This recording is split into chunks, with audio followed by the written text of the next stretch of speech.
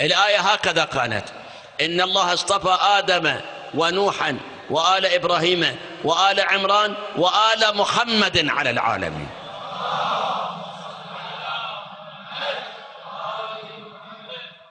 الإمام جعفر الصادق عليه السلام يقول هكذا نزلت، ولكنهم حذفوها. خلاص أنا بعد ما أعلق، أنا بس أقول لك كلام، لو أرد أعلق أكو مكان تعليق هواية.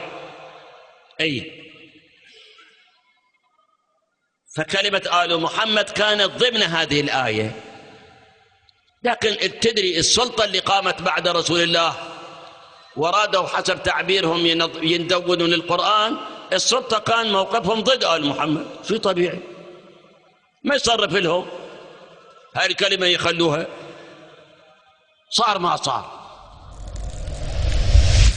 إنا نحن نزلنا الذكر وإنا له لحافظون.